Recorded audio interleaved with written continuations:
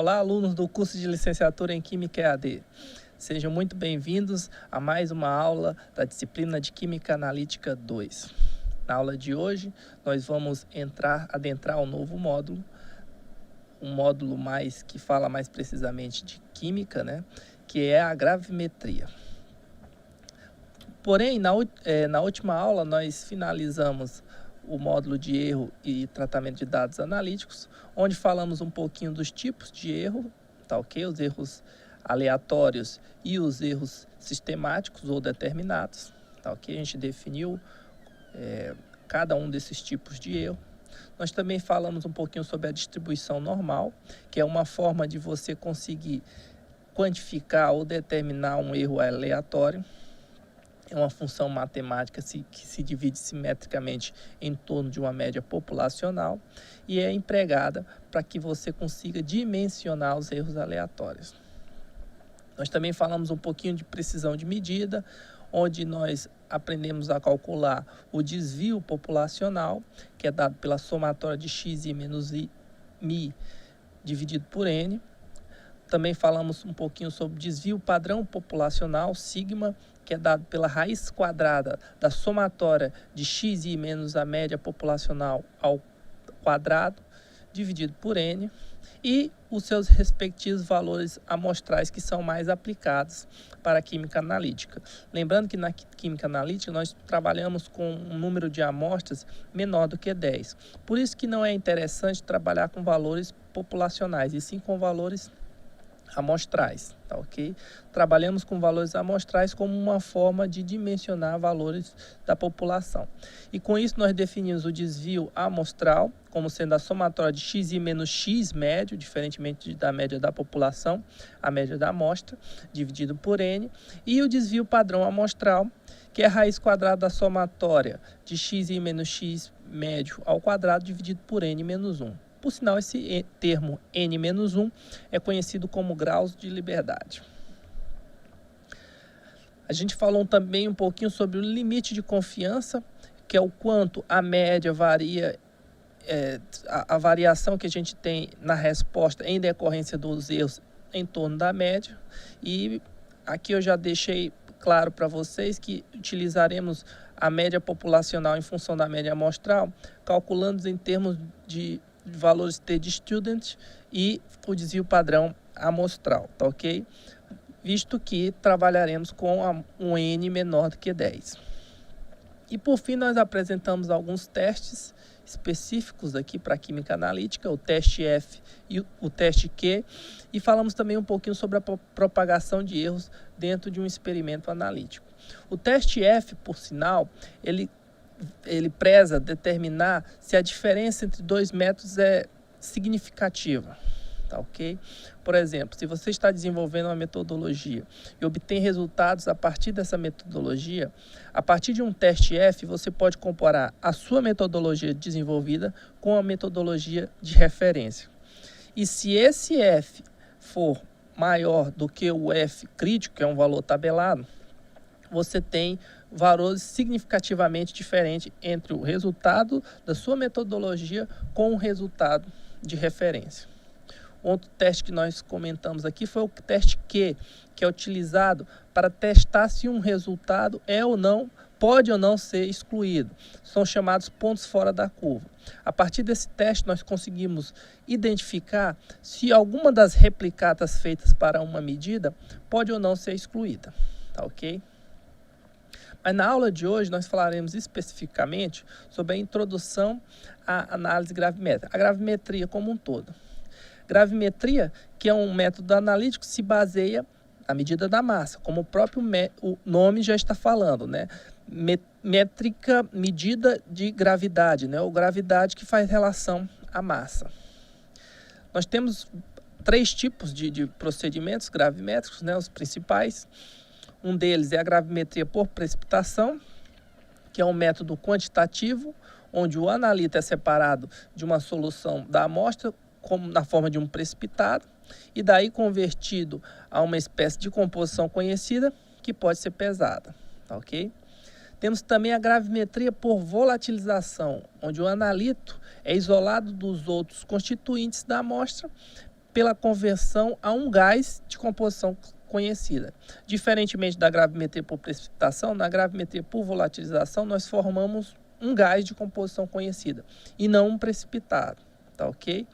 E esse gás de composição conhecida, então, ele pode ser pesado e a partir dessa medida de massa a gente pode inferir sobre a concentração ou a composição da amostra.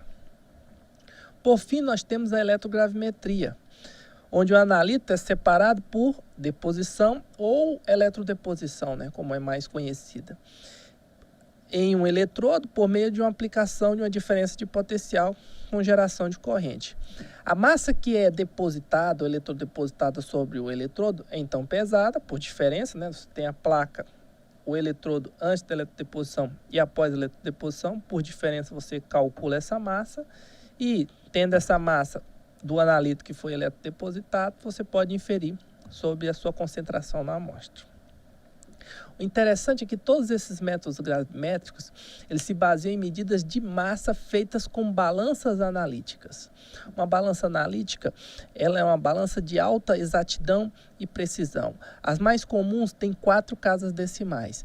Por isso, os métodos gravimétricos são métodos com elevada exatidão e precisão.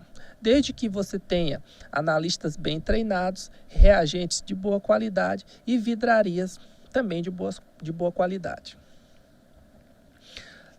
Porém, no nosso curso, nós focaremos na gravimetria de precipitação, que é a principal gravimetria e que é de interesse da química analítica quantitativa.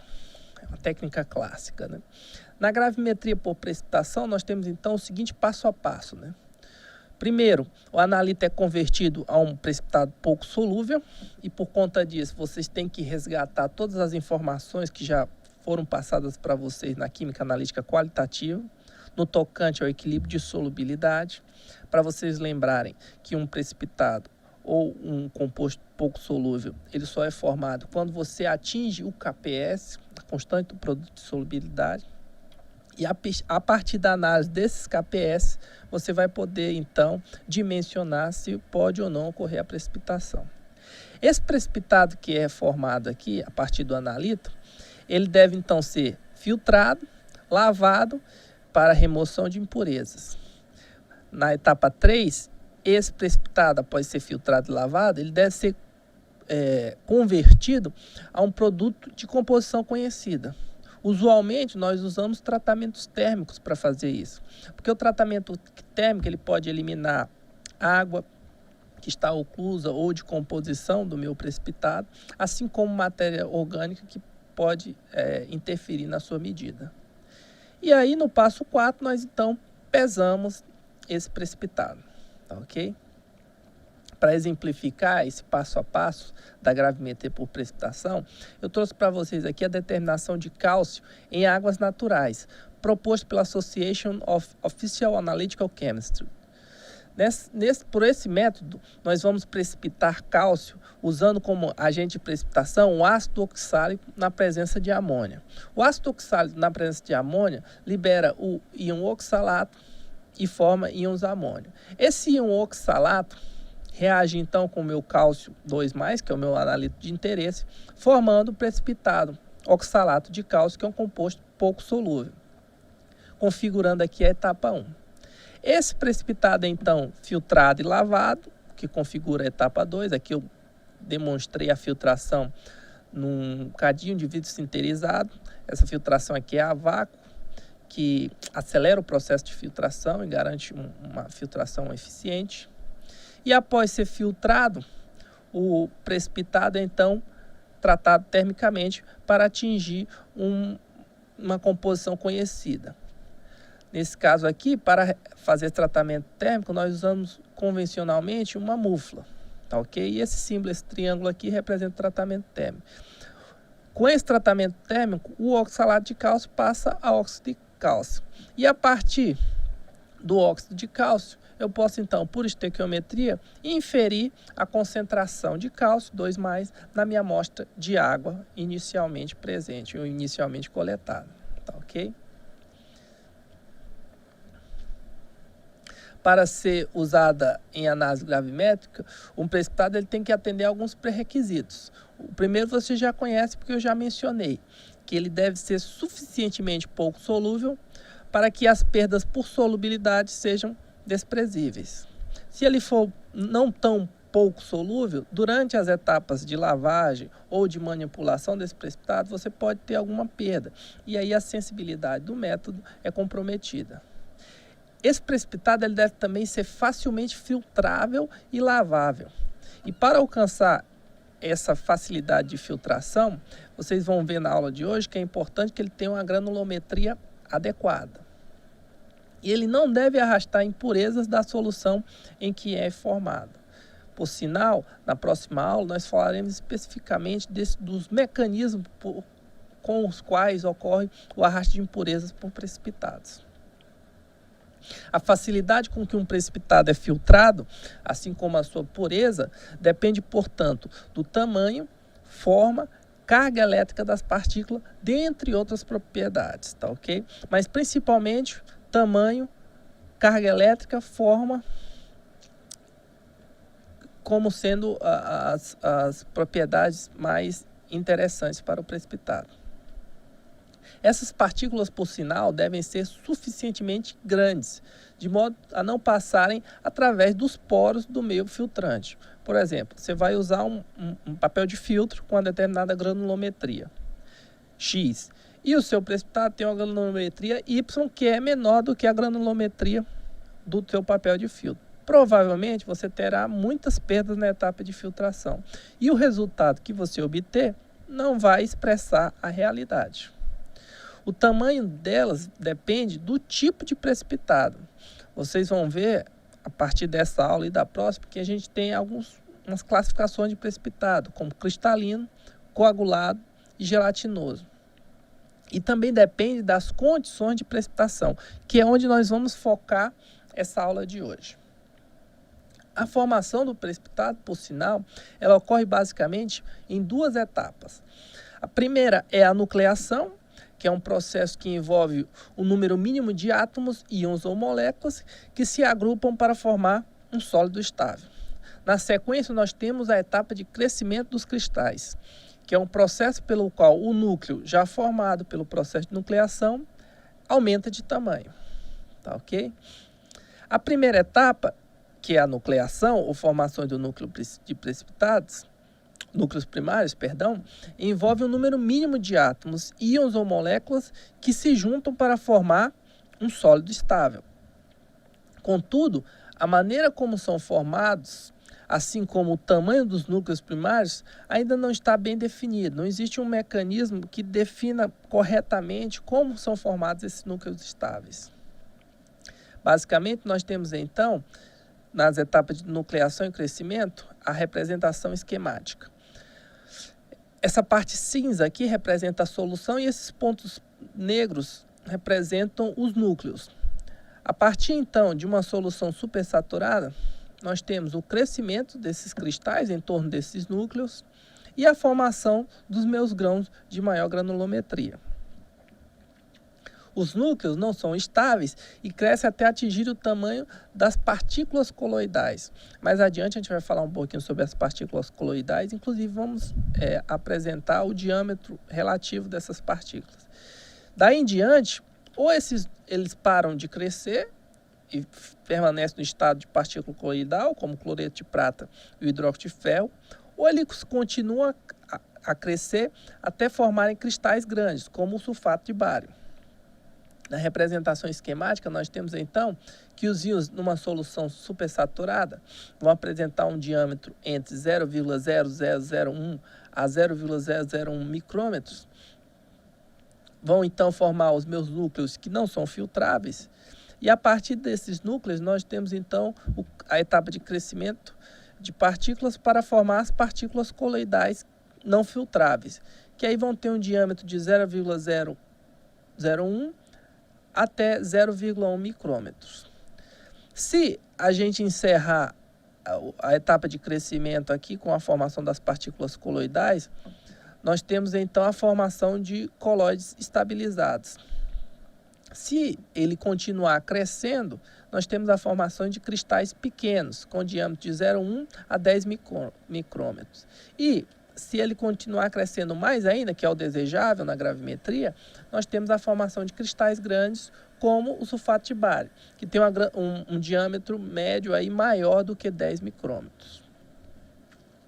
Os precipitados coloidais não apresentam a tendência a se decantar a partir da solução, devido ao movimento browniano que essas pequenas partículas exercem.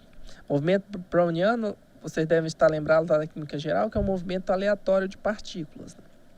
Devido, então, ao movimento browniano dessas partículas coloidais, elas não têm a tendência a se decantar. Assim, esses precipitados são dificilmente filtráveis. Faz-se necessário, então, um processo de coagulação ou aglomeração desses precipitados. Quando você tem a formação das partículas coloidais, você deve, então, gerar o colóide estabilizado, e a partir desse colóide estabilizado, é interessante que você tenha uma etapa de coagulação para você, por aglomeração, aumentar o tamanho dessas partículas e realizar a filtração, que é o que foi descrito aqui no caminho 3. Quando ocorre a precipitação inadequada do sulfato de bário, que é um precipitado que forma cristais grandes, formam pequenas partículas que podem passar pelo filtro e representar aqui um erro na sua análise gravimétrica. Ao mesmo tempo, são muito grandes para serem coaguladas, que é o que ocorre no caminho 2. Se, por exemplo, nós temos a formação das partículas coloidais, os cristais continuam crescendo, mas não chegam a formar cristais grandes. Esses cristais pequenos, eles vão formar agregados cristalinos que não são suficientemente grandes para serem filtrados, o que representa uma falha no meu procedimento, via caminho 2. E por que eles não ganham a granulometria adequada? Porque provavelmente você realizou alguma etapa inadequadamente. Nós vamos ver adiante que um precipitado, para ganhar a sua granulometria adequada, ele tem uma temperatura específica, uma concentração de reagente precipitante específico. Tá ok? Então, se você não realizou todos os procedimentos de maneira adequada, você pode ter uma perda aí no seu ensaio devido à não formação de cristais grandes e volumosos. Portanto, é importante a gente destacar aqui as influências da condição de precipitação. Isso porque muitas vezes os núcleos são formados na superfície de contaminantes sólidos, por exemplo, a poeira.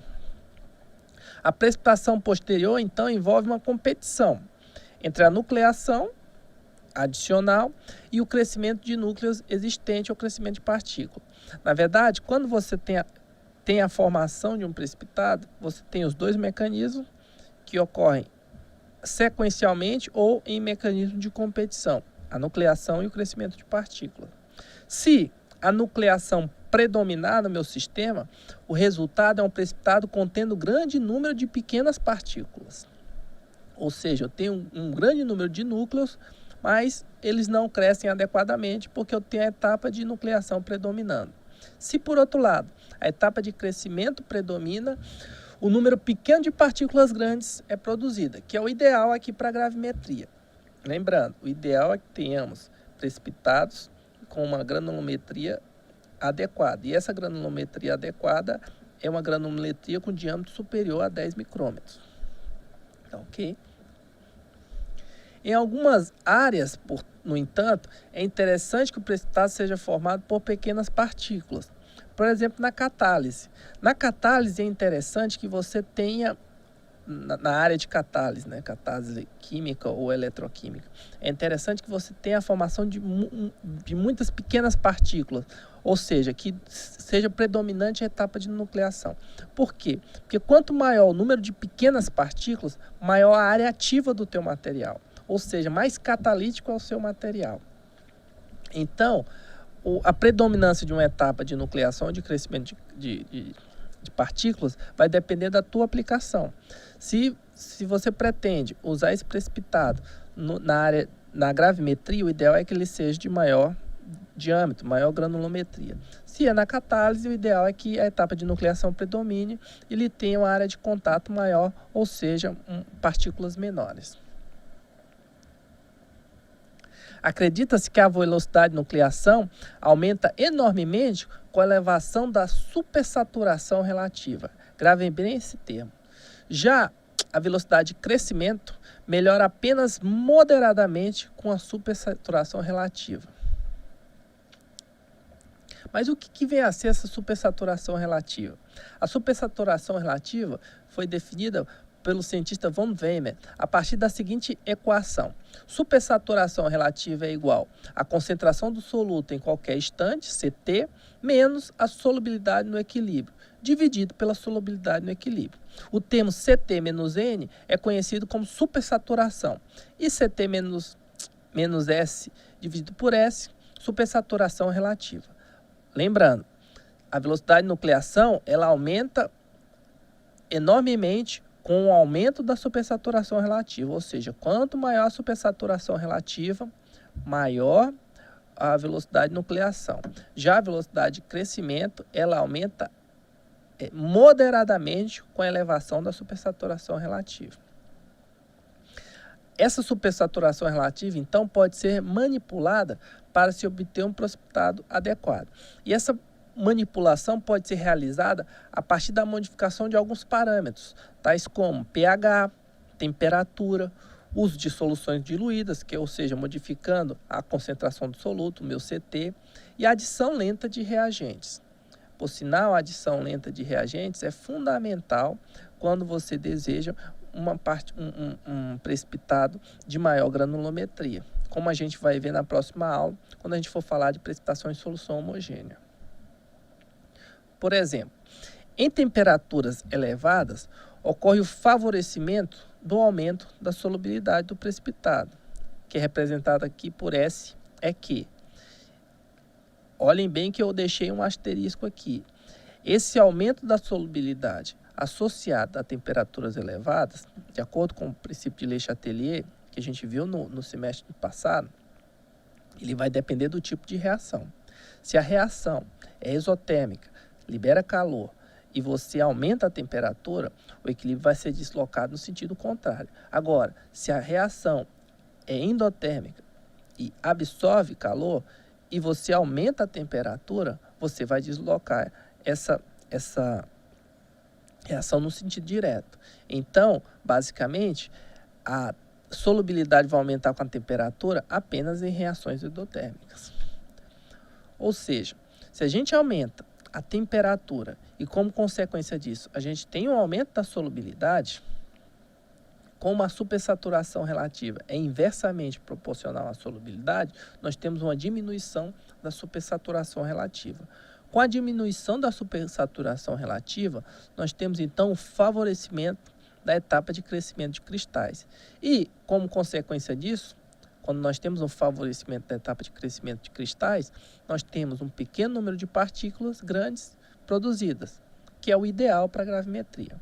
Por outro lado, se o objetivo é um precipitado com partículas menores, como é o caso lá da catálise, nós podemos trabalhar com concentrações elevadas, em condições de supersaturação, o que conduz a um aumento da concentração do soluto, ou seja, nós aumentarmos a concentração e, como consequência disso, aumentar a concentração do soluto, a supersaturação relativa é diretamente proporcional à concentração do soluto. Como consequência disso, ela também aumentará. Em regime de supersaturação relativa elevada, nós temos um favorecimento da nucleação. E, como consequência disso, um grande número de pequenas partículas é produzido. A velocidade com a qual o valor da concentração do soluto se reduz ao valor da solubilidade no equilíbrio vai determinar a velocidade de formação do meu precipitado. A nucleação ela pode ocorrer pela agregação de moléculas ou mediando o processo de nucleação homogênea, como a agregação de moléculas da própria solução, ou por nucleação heterogênea, quando a agregação é iniciada por partículas de impureza contidas na solução, como é o caso da poeira, que nós mencionamos alguns slides atrás. A nucleação homogênea, ela depende exponencialmente da supersaturação relativa da solução. Isso pode ser observado aqui num gráfico de velocidade de crescimento pela supersaturação relativa. Ao final aqui da minha curva vermelha, vocês podem perceber um crescimento exponencial, que representa a minha nucleação homogênea, que é a nucleação devido à presença de íons da própria solução. Por outro lado, a nucleação heterogênea, ela independe da supersaturação relativa da solução, ou seja, a velocidade de crescimento independe da supersaturação relativa. Isso porque ela tem um comportamento mais ou menos constante, representado aqui na base da minha curva, que representa a etapa de nucleação heterogênea, ou seja, quando nós temos um núcleo formado a partir de impurezas presentes ou adicionadas na solução. Após a nucleação, a precipitação vai continuar porque temos a etapa de crescimento de partícula, com mais íons ou moléculas sendo adicionados ao agregado. Essa etapa de crescimento de partículas ela é linear. A velocidade em relação à supersaturação relativa ela é linear e ela continua a crescer linearmente mesmo após a nucleação ter se finalizado. A taxa ou velocidade de crescimento das partículas também vai depender da supersaturação relativa e da área superficial das partículas, mas não vai variar tão intensamente quanto a nucleação homogênea, que é exponencial, tá bom? Nos processos onde a nucleação predomina, ocorre a formação de pequenas partículas que podem resultar num colóide. Um colóide é uma partícula que tem um diâmetro inferior a 10 a menos 4 centímetros. Vocês conhecem muito bem a textura de um colóide porque ele é representado aqui basicamente pela gelatina. A gelatina é um exemplo de colóide. Por outro lado, se o crescimento de partículas predomina, ocorre a formação de um precipitado com cristais maiores do que 10 a menos 4 centímetros, que são os precipitados cristalinos, tá ok? E que são mais facilmente manipulados e desejáveis aqui na gravimetria. Como podem observar aqui nesse LMI, onde nós temos a formação de um precipitado cristalino. Como vimos anteriormente, muitos precipitados não podem ser formados como cristais, que é o que ocorreu no caminho 2. Ou seja, por alguma imperfeição na etapa de precipitação, os precipitados pequenos não formaram precipitados grandes e aí a gente pode ter uma perda durante a filtração. Neste caso, um sólido coloidal é geralmente formado quando os precipitados apresentam baixa solubilidade, como por exemplo sulfetos ou óxidos hidratados. Nesta condição, a solubilidade no equilíbrio não altera o valor com respeito à concentração do soluto e a supersaturação relativa permanece elevada, ocorrendo a formação do chamado precipitado coloidal. A representação pode ser observada aqui nessa relação. Quando nós temos um aumento da supersaturação relativa, nós temos uma diminuição do tamanho das partículas, uma vez que o tamanho das partículas é inversamente proporcional à supersaturação relativa. As partículas de um colóide são negativamente ou positivamente carregadas. E essa carga é resultante dos ânions ou cátions que estão ligados à superfície das partículas por adsorção. A adsorção, por sinal, é um fenômeno físico, no qual uma substância, seja ela um gás, ou um líquido, ou um sólido, fica presa à superfície de um sólido. A adsorção de íons à superfície do sólido tem origem nas forças normais de ligação que acabam por serem responsáveis pelos crescimentos de cristais, ok? E essa formação desse colóide vai depender basicamente dessas forças de ligações devido a esse carregamento dessas partículas. Como podemos observar na figura ao lado, uma camada de dissorção ligada diretamente à superfície da partícula é constituída principalmente de íons pratas. Ou seja, nós temos aqui uma partícula formada por íons pratas e íons cloretos e uma primeira camada aqui em torno dessa partícula, que é denominada primeira camada de adsorção, é formada basicamente por íons pratas que se adsorvem à superfície dessa partícula aqui devido a interações de cargas. Posteriormente a essa camada, existe uma segunda camada, chamada de camada de contraíon, tá ok? Essa camada de contraíon é uma camada formada por íons de carga oposta aos íons que formam a primeira camada, no caso aqui, Na primeira camada nós temos íons prata, que são íons de carga positiva, e nessa camada de contraíon nós temos íons de carga negativa para contrabalancear a carga desses íons prata, tá ok? Contrabalancear e garantir o princípio da eletroneutralidade. Essa segunda camada é então chamada de camada de contraíon da solução e representada aqui em roxo pelos íons nitratos.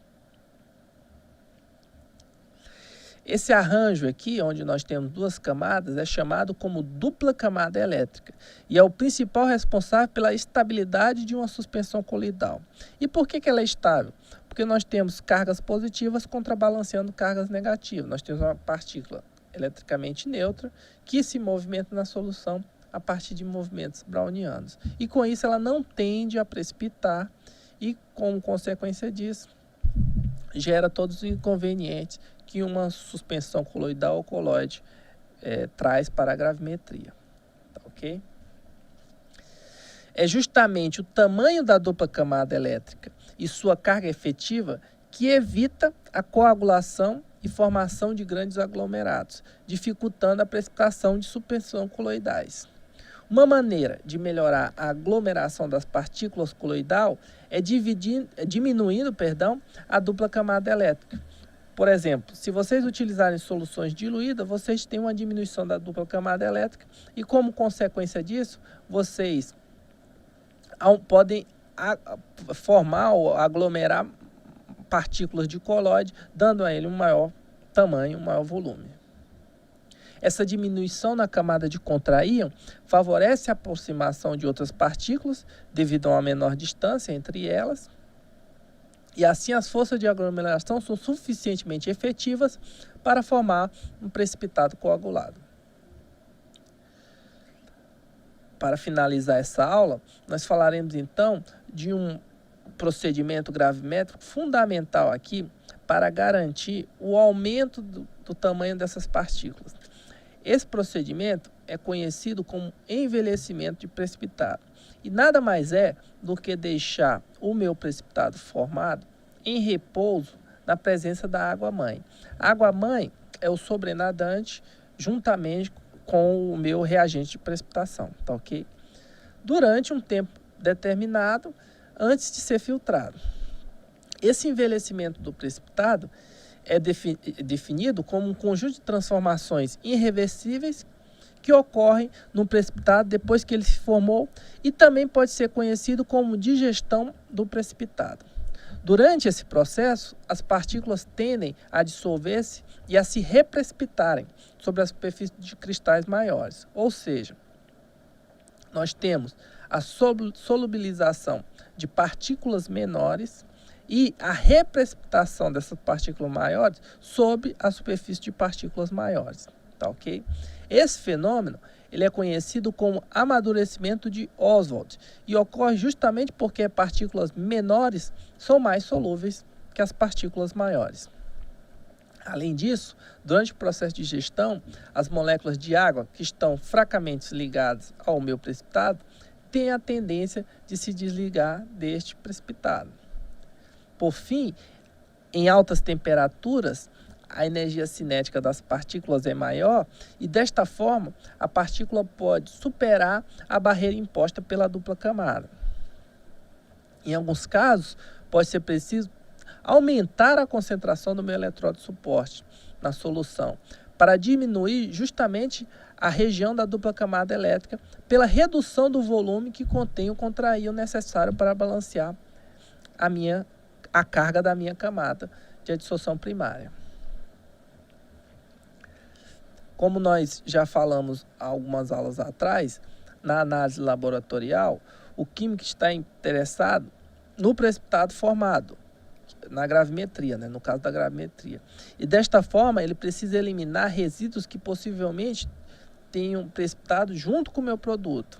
Para realizar essa purificação do precipitado que é formado, esse precipitado ele tem que passar por uma etapa de lavagem para obter produtos mais puros, uma vez que essas impurezas podem ser solúveis na minha solução de lavagem.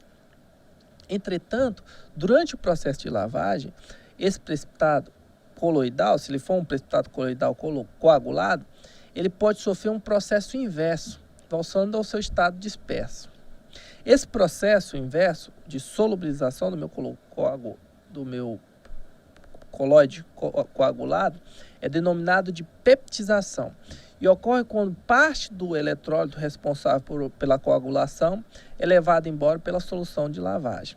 Ou seja, nós temos uma espécie na fase sol, quando ela passa para a fase gel, nós temos a coagulação ou peptização, que é adequada aqui para se trabalhar com colóides.